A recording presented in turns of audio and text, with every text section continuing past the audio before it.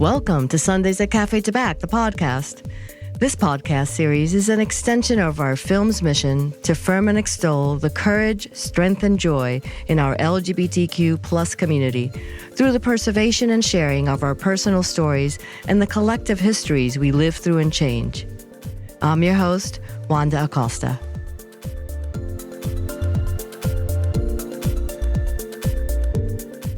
In this episode, we welcome Rebecca Weinberg, an Emmy Award-winning fashion stylist, costume designer, and brand ambassador. She is best known for her creations and styling on the hit TV series Sex and the City. Rebecca is a tastemaker, a visionary, and a downtown New York City queer personality. Today, Rebecca shares her childhood memories of growing up with her single mom, her adventures during those rebellious teen years, falling in love for the first time, and her emancipation to New York City after coming out to her mom. Here we are at the Newsstand studio at Rockefeller Center. I'm so happy to introduce Rebecca Weinberg to the studio. Rebecca is a very dear friend and kind of a New York downtown icon for some. So welcome, Rebecca. Thank you, Wanda. It's a pleasure being in this lovely little nugget of a space. Isn't it lovely? Really fabulous. Yeah, actually. I love it here. And we're so fortunate to be able to have access to the studio. So we're very grateful to the Newsstand at Rockefeller Center and to our wonderful audio engineer, Joseph Hazan. He's pretty cute, too. He's adorable. For a guy. Yeah. I know, you just want to squeeze him. Very cute. Well, I'm really happy to be here, and I'm really thrilled to be asked to talk about my life and my coming out experience. Yeah. You know, I think that we've known each other for quite a bit, and we've shared many stories, but I don't know that we've ever actually talked about that process for you, what that was like, when that happened. Were you in New York? Where are you from originally? I'm originally from Houston, Texas. I moved to New York when I was 17 years old, but probably people thought I was 24, so people probably think I'm like 80 now because I lied about my age for many years because I was so young and I didn't want to come off, feeling green to New York. But I did move in December of 1986. Wow. Born in Houston. My parents got divorced when I was very young, and I had a brother growing up until I was 5 years old, who unfortunately passed away very young. And from the time I was 5 years old, I was raised as an only child. And my parents being newly divorced, it was a real struggle between my mother and my father with everything from finances to scheduling and whatnot. I settled in with my mom. I had a good experience as a young person, I believe. I think I swept a lot of my emotions and my feelings under the rug because of the death of my brother, and nobody in my family discussing it. Was he a younger or older brother? He was 2 years older, and he was killed in a hunting accident. Oh, Lord. Yeah, so it was a really, and I was there. It was. I was there with my father. He had us on the weekend, and my brother and I were running around this hunting cabin. My father was teaching a young boy, 12 years old, how to shoot a shotgun. And the boy accidentally shot my brother because we were playing and we were running. And so this story, and the reason that I'm hitting you with this, because, I had to bury all those feelings, and I got really good at it. I got really good at hiding my truth. I never knew this story. Yeah, well, it's not a story that you're not at a cocktail party, you're not out partying. You want to bump? Oh, my brother died. Like nobody, you know what I mean? Nobody wants to, people want to know, but it is a tender story. But it drew me very close to my mom. And when I was very young, my mother moved around a lot, trying to find her way as a single mom with having that tragedy happen. And she was young at the time. I think she was maybe 30. And I always gravitated towards young girls. I wanted to always compete with the boys, and I gravitated towards the girls. And I sort of saw myself as a handsome girl boy from really early. And I had attractions to girls very early. And of course, I had no idea. I mean, I was like, can I see your boobies? Or like, I was always like, let me see your boobies. I'll show you my boobies. I was very, can I touch them? So I was expressive that way. But, so much of that other stuff, that other little kid kind of hid. So I sort of expressed myself in that arena, and it kept on going and going. And my mom wasn't around a lot. My mom was either working, holding down a job, or not working. So you found yourself at home or on your own because your dad was away. They were divorced, right? Mm-hmm. And I lived in a predominantly, which I didn't realize at the time, was a kind of a gay neighborhood. There was a lot of gay bars. There was a lot of things. It was like in Houston, and I lived in a very central area, and it was a very predominantly gay. And I remember. And this is my coming out. This is like how I recall it. There used to be this hustler bar called the Chicken Coop. I swear to God. And the doors opened. And I remember seeing like boys in like short track shorts and like knee socks and tennis shoes. And they would be playing pool. And then behind was a lesbian bar. I think it was called Twins. And I was always really fascinated. This is by the time I was about 13 at the age, and I was like, I'm going to go. It was at a cul-de-sac. It was like behind this other bar. And so I sort of made friends with this guy, Kevin, who lived in New York. He's a hairdresser. We're still friends. I don't know. He let me into my first gay bar, and that was that bar. But I experimented with my sexuality from very early. And because this is a podcast, I can't share some of my handsome pictures. But if you look on my Instagram, Rebecca Weinberg Style, you'll see a lovely shot of me in the 6th grade rocking an afro and a blue polka dot bow tie with an Hazan short sleeve polo. There you go. Well, that was apparent from early on. Yeah, I really identified not as male, but I was very... Gender fluid. I was gender fluid. Thank you. There's all these like terminologies that I don't know. You're a tomboy. I was a tomboy. I wanted to compete with boys. I wanted to whoop their ass. I used to dream that I would come to junior high school on my scooter or my motorcycle and pick my girlfriend up. Like these dreams started happening to me from very early. I really romanticized having a romance with girls. Right. But then I had lots of bromances with boys, and, I would be like, touch me. I would tell them what to do. I was very bossy with the boys from very early. Right. Well, you might as well take control of it then. Mm-hmm. So I experimented a lot with my gender fluidity. I was a tom girl. And then, by 79, I was at the roller rink and I was meeting girls. And then... What was that like in Houston at that time? Because this is before, there's all this normalcy around, gender non-identifying or fluidity. So it's, depending on where you live, obviously, it's definitely more accepted than it is. It was very accepted. Places. So there wasn't any issue around, she's just a tomboy. No. There was no issue. I didn't have any issue with, except I would get in a lot of fights at school. I would fight with the boys. They would make fun of this or that. And I would come on, bring it on. I was ready to kick their ass. I would always fight. I was a fighter. But going back to that neighborhood experience and seeing drag queens and girls that look like guys and guys that look like girls, it was really prevalent in my world. And I started going to the roller rink on Fridays nights, probably in, the early 80s, I guess maybe 81, I was 11. And there I met a whole crew of kids that were all like, we're going to the Rocky Horror Picture Show. And that changed my life. I think all of us were like, whoa. Yeah. It was like early 80s, Alabama theater, Houston, Texas. Every freak that grew up in Texas was at that theater.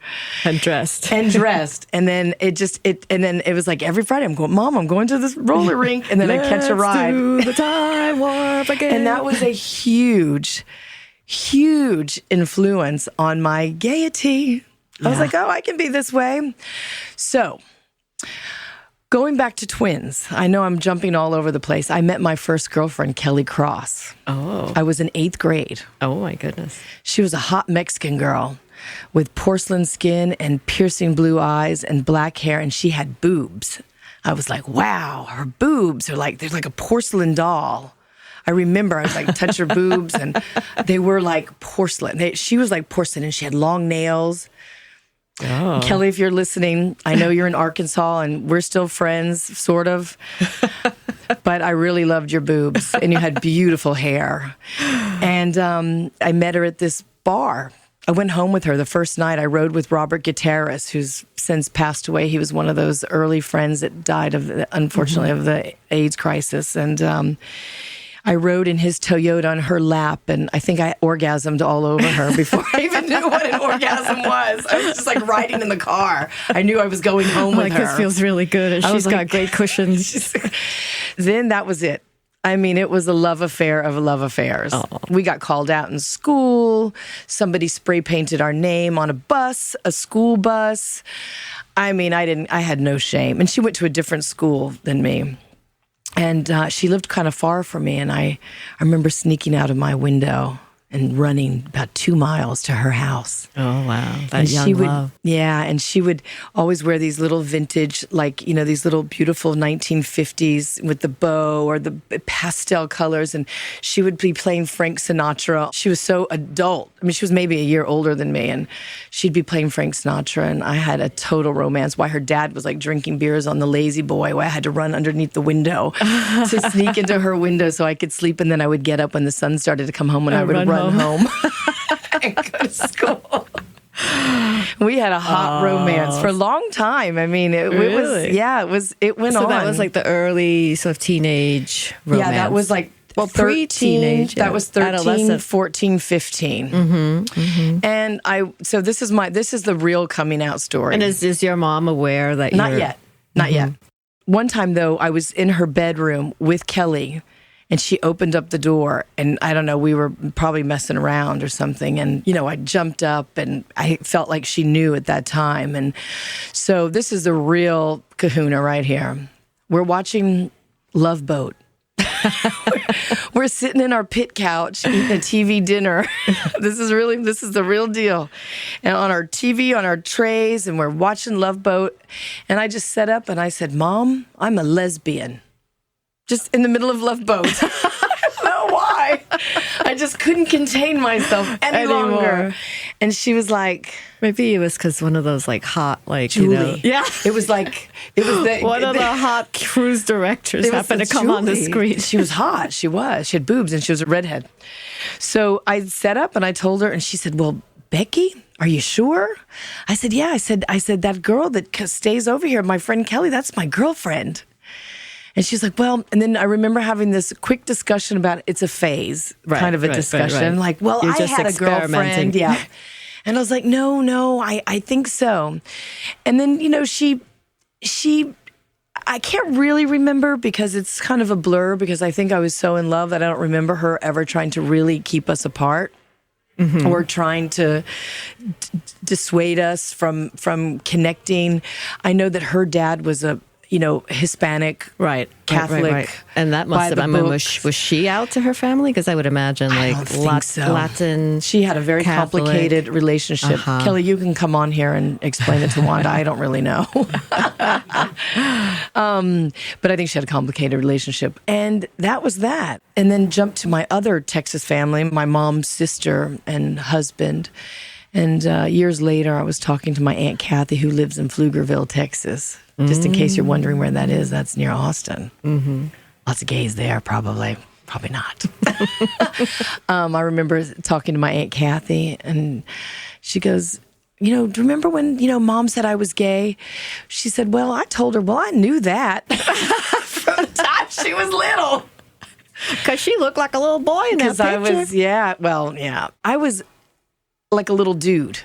I got more feminine later, but I really identified. I didn't really have words for it, but I was a tomboy. Those are the best words. Right. Now there's all these other expressions, but I really was. And were you feeling like you were sort of a tomboy even while your brother was still in your life? I don't, Wanda, I don't remember. I remember no time before my brother passed away.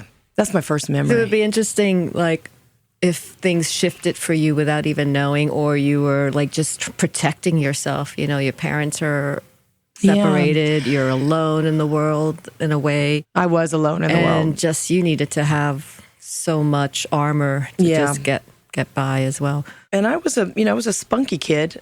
And, and that prompted me to, get up and go and come to New York at 17. Let's talk a little bit about that. How and why did you decide at 17 years old to come to New York? What did you know about New York and how did that happen? My mom brought me here to see Liza with a Z at Winter Garden in 1977. I was obsessed with Liza Minnelli. Ooh. I had the hots for her so bad. I used to masturbate to her. I loved Liza. I loved her eyebrow. I was like so smitten with Liza Minnelli.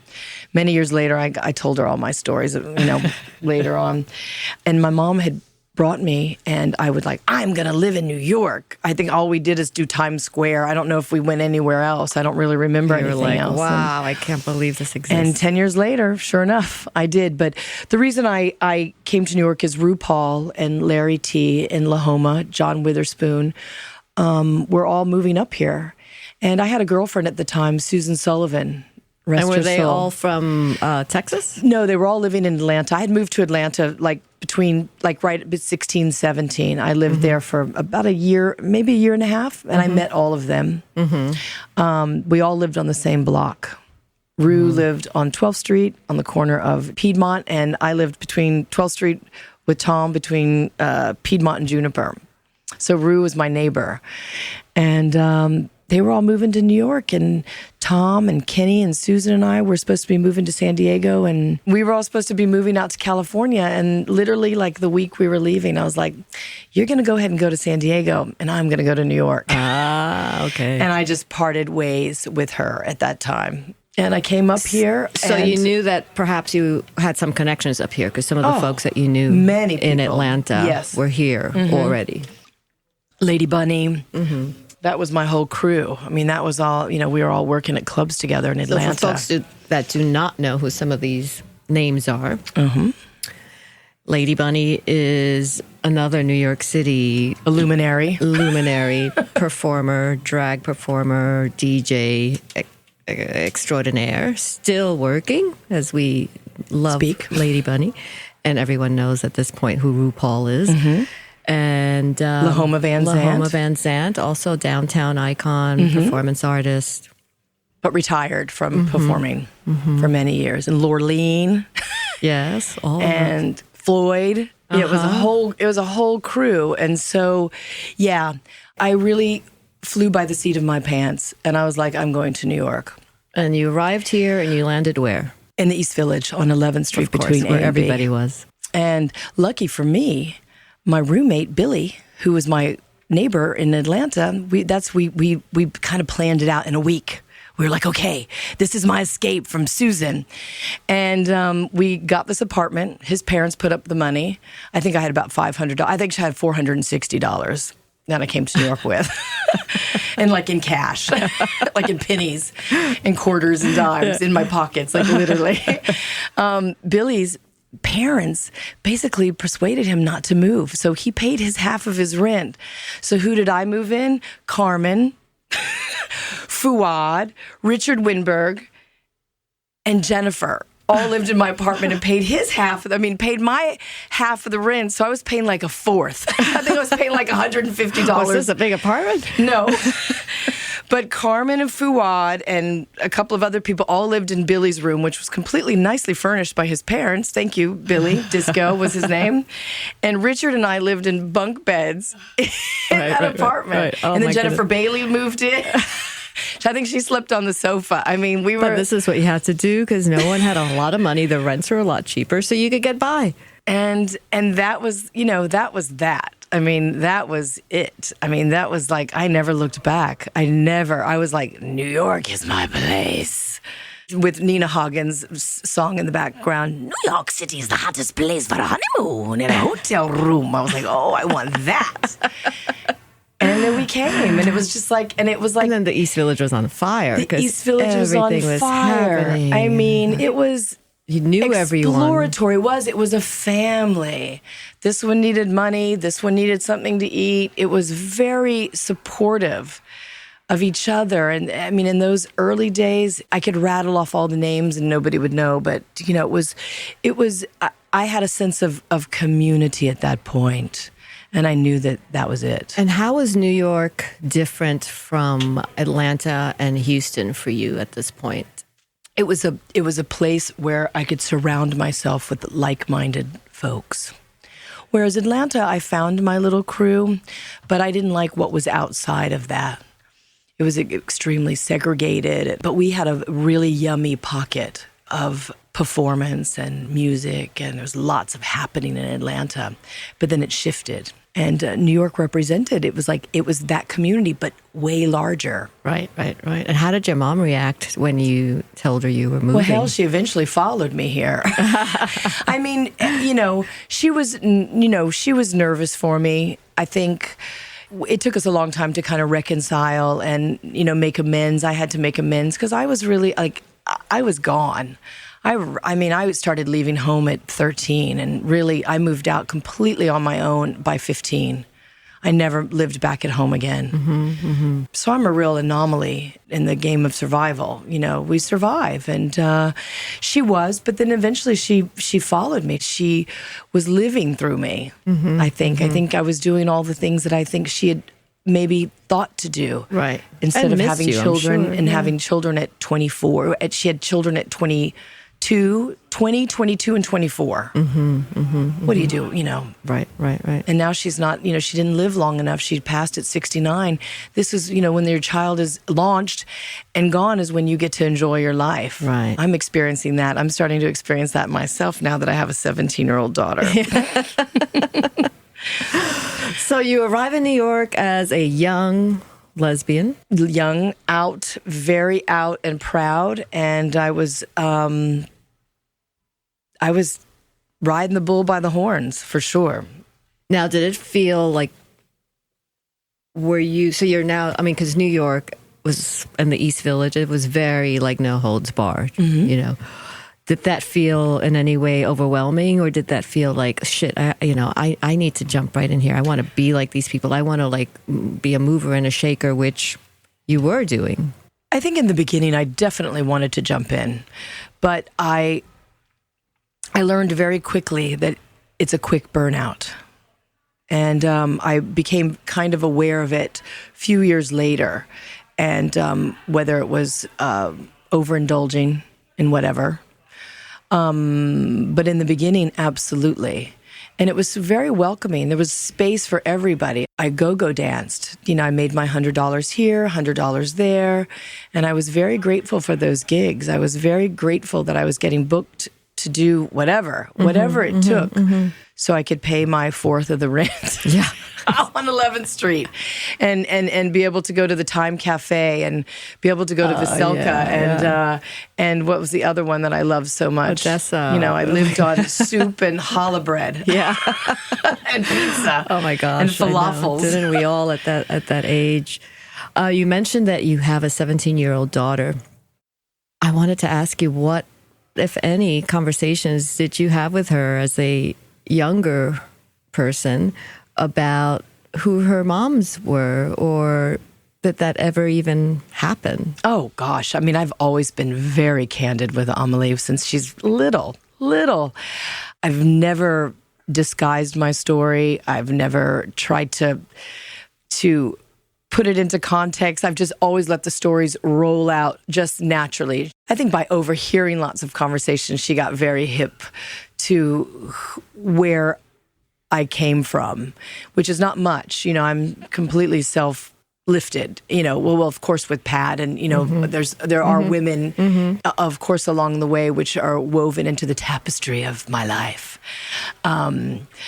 We've always been very telling of our stories, whether it's talking about sex or the craziness, the madness, the eccentricities of life at that time. And she thinks she's going out to clubs and she's doing whatever. It's nothing. She doesn't know. She has no fucking clue. Right. What was fun. Right. And how difficult it was also, to be queer before it was or is totally accepted and embraced. And I mean, in many more places. Embraced. Yeah, yeah. Yeah, she's down. I mean, she asked me, "Mom, tell me that story again." You know, she finds it amusing. Right. But then I do find when she is around some of her peers that she's very like, "Don't tell that story. Like, don't tell that story. Don't tell that Like, story. don't." Mom, could you tone it down a little bit, Mom? So Do she you kind of have gives to me wear that look. outfit? Mm-hmm. She's like, "Put a bra on." That's all she, just like, and before we go to dinner, sometimes like, "Mom, do you have a bra?" I swear to God. Yeah. And I'm like, "Yes, I put it on for you." I totally get it. I remember, like, my mom was a performer. She was a singer. And I didn't know that, Wanda. and actually, the very first queer bar that I ever stepped into was with my mom, unbeknownst to her, because she'll deny it to this day. And it was a drag bar in the West Village called the Tijuana Cat, I think it was called. And I was maybe 12 or 14 years old. We couldn't get a babysitter, but my mom was performing there. It was like a piano bar. Right, right. Little show tune. Show tunes, and she sang 70s a couple show of things tune. in Spanish Karen and like a Carpenter. Barbra Streisand song or something. But it was the first time I saw a drag or a transgender person that sang, presented as female, was wearing a gown, like a long dress, and the shoulder strap came down. And I wasn't sure, it kind of looked like a woman, but it also looked like a man, a little bit more, male. But when the shoulder strap came down, like there was And the no falsie fell out. breast. No, she didn't have any breasts and had chest hair. And I was so confused. And it stayed with me for a long time because I was a young girl. Like, I didn't really understand what that was. And when I told my mom the story not that long ago, she's like, "What are you talking about? I never sang in a gay bar." Well, you did, Blanche. Yeah, exactly. That's funny. Yeah. My mother was a real piece of work. Do you remember I meeting met my your mom? mom, yes. She was a piece of work. She I loved. remember she smoked a lot, right? She smoked, and then she picked up marijuana at like 45. I was like, "Oh, and it's a great time to be a pothead." 45? Like, really? But she did. She was a pistol. She loved to party. She loved the bars. When I used to be down in Miami in those early 90s with Pat, would often go to Warsaw, and there would be my mom like in high kind of drag, high heels and all dressed up, and she loved it. She really let loose, especially when I really invited her into my world with Pat, and she really enjoyed it. Let's talk about Pat a little bit, because I know who Pat is for those listeners that are not familiar with this infamous Pat. So tell us a little bit about who is Pat? How did you meet, and how does she come into your life? And so thank you, Wanda, because Pat's a big part of my story. I met Patricia Field in I think the first time I met her was probably 88. And I saw her again in 89. I was on a date, and I was walking up Lafayette, and I saw a bunch of kids that I knew from the club scene. I was like, "What's going on?" They're like, "Pat Field's having a fashion show. Come in. It's about to start." So I go into this Indochine. It was an Indochine. Okay. This was, I had to be 88, I don't know, 89.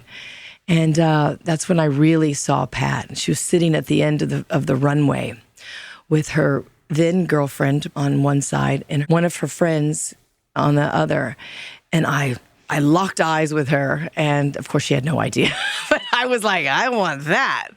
And after we went to the store, she had a store at 10 East Patricia 8th Field Street. had a store. Yes, Patricia on Field 8th had a Street store for a long time. and a couple of my friends were good friends. Maria Ayala, who was my childhood friend. She grew up in Houston. She was working there, and of course, I would go to see Maria, but I wanted to see Pat, and then some time went by. It's very fuzzy, and I was working at the Underground in Union Square, where the Petco is now. Yes, and the Underground was a really fun nightclub. It was. We used to do Tuesday nights there, and I was on Was that with Larry T? It was the Love Larry Machine? T. Love Machine on Tuesday nights. It was Lady Miss Keir Myself, David Dalrymple, From Trade, Lady Miss Kier from Delight, Trade, David Dalrymple, and Kimono 117. We were the go-go dancers at the Love Machine.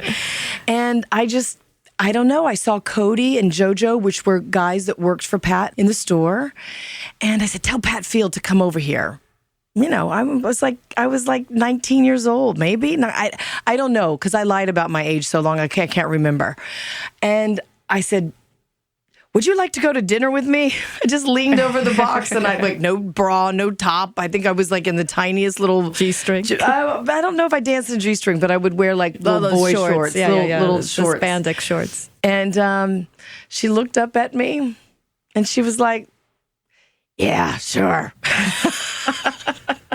I think that's what she said. So I don't know. I remembered it like I got her phone number. You know, I have my own twist on it. You have to ask her. I don't know. She thinks I was 28. I don't know. The story is so confusing. I'm trying to help her with a book right now. And I don't know. I think I lied and told her I was 24 and she told me she was 45. Yeah. But she was like close to 50. And I was 19. So do the math. I don't know. And that was the beginning of a beautiful 11-year-long love affair. Yes. You know, inseparable. Fashion darlings. I don't know. It was just, I was so in love with her. I was completely blind. I mean, I was like completely just like, I thought she was like the end of the earth. That was it. Yeah. I was set forever. Like, this is my person. That's it. Well, it didn't work out that way, but you know, we made it till 30. Yeah, we're still friends. I'm going, you know, yeah. I mean, I go to spend time with her. We have dinner, we chat, we remember the old days, we share pictures. She's like, where'd you get that picture? That's a big part of my grounding in New York. You know, I think when you are so young and, you know, merging with somebody who was already a very seasoned veteran of the downtown and of the lesbian. Even though Pat was not a extrovert lesbian with her partners, probably most people don't even know any of her other partners. You know, she was a very subtle, you know, she's a 50s and 60s where, you know, gay was like, you don't talk about it. Not so flamboyant. And we've talked about that recently, actually. And, you know, there were very few places to go and everything was in secret. And so a lot of her early life was much more like married life because her relationship with her partners were really more private. Intimate dinners, quiet nights, house parties. It was very much that. Whereas, you know, when we got together, which is many years later, but you know, we really celebrated our relationship. We really celebrated in the most beautiful way. Well, things had shifted around then because you connected in the 90s. Yeah. So, you know, in the early 90s, as we have discussed, there was this, you know, lesbian visibility moment where it was celebrated. You wanted to come out. Well, Wanda, I think showcase. you're a part of that, don't you think? Perhaps. That's why we're doing this podcast. I think that you're a big part. I mean, it happened. I mean, you can't say it happened organically, but, you know, it was a movement. It was a zeitgeist moment where things just, you know, started to shift. And, I mean, I personally remember you and Pat being really at the center of some of that action, those visuals and that action, you know, and it was lovely to see. I'm always so pleased to see those faces from those early 90s. They're really important for me. They're really pillars of our community. And Pat was a pillar. I was a pillar. I mean, I've sort of stepped back, I think, because I did decide to have a child and for many reasons. But, you know, I'm not young anymore. I'm in my 50s and life changes. But I do find it very interesting that we have gone backwards. In what way? In the realm of visibility. There is 0 to none at this stage. Spaces, you mean? Spaces. Social spaces. Places to go. I mean, my gaydar, I couldn't pick a gay woman out of that across the way there is a wine shop. I could not pick the best, you know, Pinot Noir. I have no clue. Right. Because we don't have to wear those sort of signifiers anymore, where I think when it was a bit more concealed, you would tell, oh, she's wearing combat boots, or she's got the short haircut, oh, that one has flannel on, or, whatever those signifiers were for people to sort of like tell each other. Everything is just more assimilated now. It's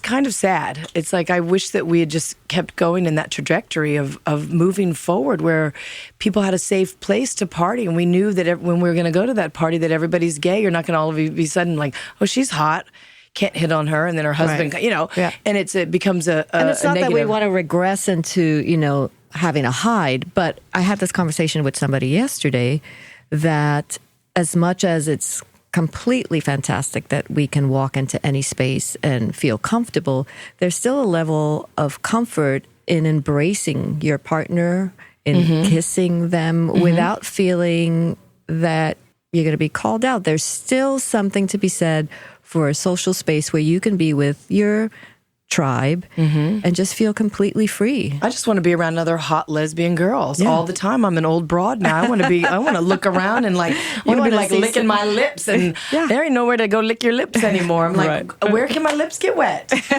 I just want to go. And I know it's probably deep in Brooklyn, and I know that there are little things. I just am not familiar with them. And I just wish that there were, there's some parties and things, but I mean, it has shifted. It is different. It has shifted. And I spend a lot of time in the crazy state of Georgia and the crazy state of Florida. And it's ass backwards. Shockingly so. Yep. Shockingly so. Yeah. And getting worse. Which is the sad Florida's part. going to get my vote this year. I'm using my vote in Florida. They need it. Same here. Yeah.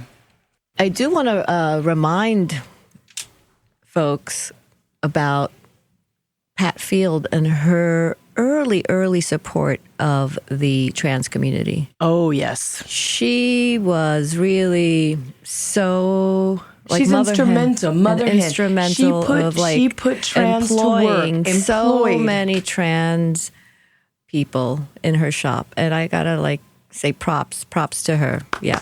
I didn't really realize the significance of that until much later in my life, because you're just you're immersed in it. I was I had drag and transgendered and people transitioning and all different levels all around me all day long, 24/7. And she was a pioneer. Yeah, because many could not find work elsewhere. No, it is major. It is major, and I think that oral history has to be preserved.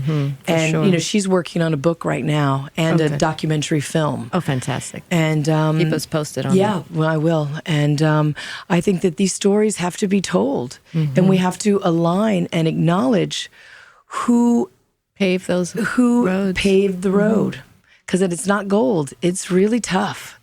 It's really, really tough. And I mean, certainly with outlets like, RuPaul's, all of these venues, but that's not everybody. That's not the young child that's trying to figure it out. There's really not a lot to hook into.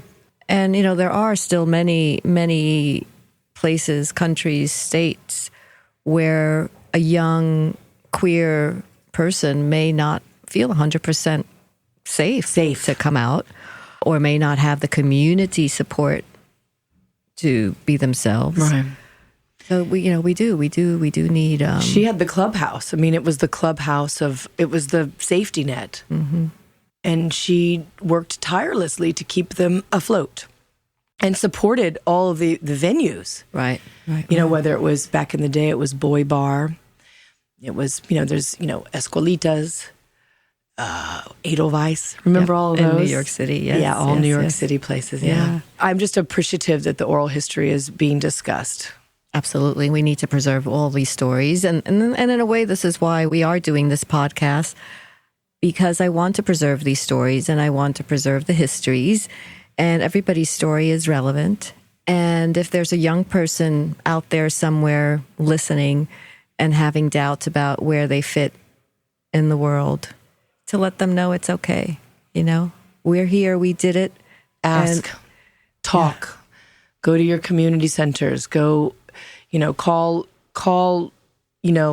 task force, call anybody. Hotlines. Yeah, because I was a young queer. And, I'll tell you this much. It's a good thing I was a queer girl because I was a runaway and I was in really funky situations. And because I identified as a tomboy or kind of a masculine youth or tomgirl, whatever you want to call me, it sort of put that barrier up. I mean, it didn't protect everything, but it's certainly nothing horrible happened to me. Stupid stuff. But really, I mean, for me, that was a saving grace. How you presented. How I presented myself. But if I didn't have the assistance of my elders, because I did gravitate towards older people in the community, whether it was male or female, and it really guided me right to where I needed to go. It became a beacon of light. Yeah. I mean, it sounds to me that if you didn't have some of those queer elders nearby to take you under their wing or offer some support or offer housing, it would have been a very different situation. I mean, look at what's going on in this country right now, and we won't get into it, but I mean, you're in the West Village. The state of homelessness is unbelievable. I know. The state of queer homelessness is probably at an all-time high. And suicides. Wow. Yeah. Well, thank you, Rebecca, for being in the studio. And if there was one last thing that you wanted to say to a queer youth listening to this podcast today, what would that be? Find your chosen family. Live your truth. Celebrate. And never stop dreaming to be who you desire to be. And never hide. There's no reason to. Thank you for listening. For more, subscribe to Sundays at Cafe Tabac, the podcast. You can also learn more about us and our film at cafetabacfilm.com and at Cafe Tabac Film on social media. Please share your thoughts with us, and if you have a coming out story that you'd like to share, reach out to us. This episode was recorded at the Newsstand studio at Rockefeller Center, here in the heart of New York City. Special thanks to Joseph Hazan and Karen Song for their support. See you next time.